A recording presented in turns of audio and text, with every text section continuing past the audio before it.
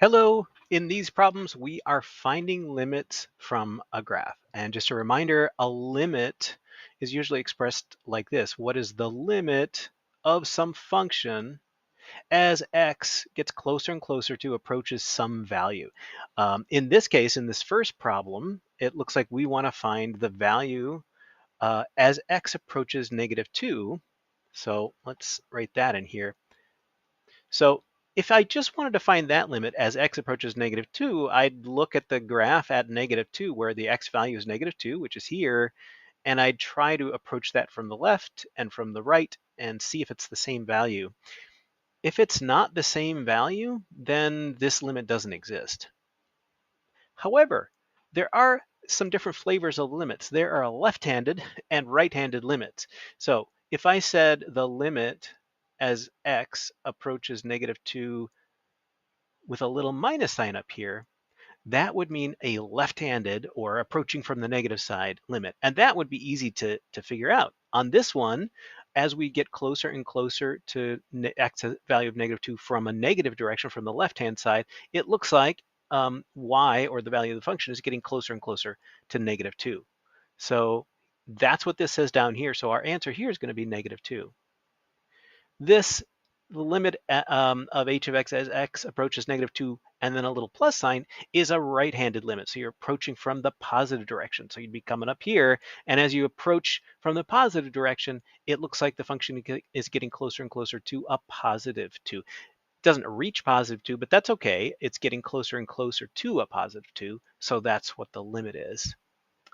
Now it wants the limit as x approaches -2 of this function. If these two values aren't the same, if the left-handed and the right-handed limit are not the same, it does not exist. So we would push the button there for does not exist. Let's try another one. All right, so we are trying to find the limit of this function as x approaches -3. So here, first from the right, it's got the little plus sign, so from the right.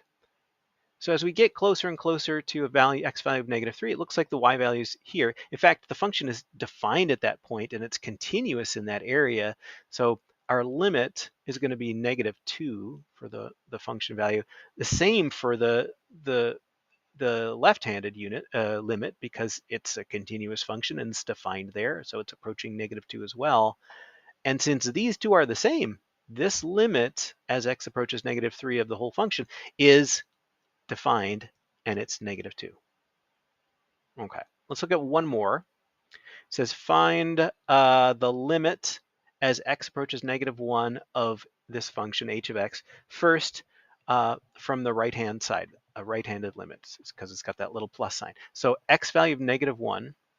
If you're approaching from the right, well, it looks like it's getting closer and closer to a value, y value of -2. Now, the function's not, well, it is defined. It's way up at 4 at that point, but we don't really care about the point itself exactly at -1. We want to know what it's getting closer to as you approach an x value of -1. And the answer there is -2. Don't get confused by this +4 up there.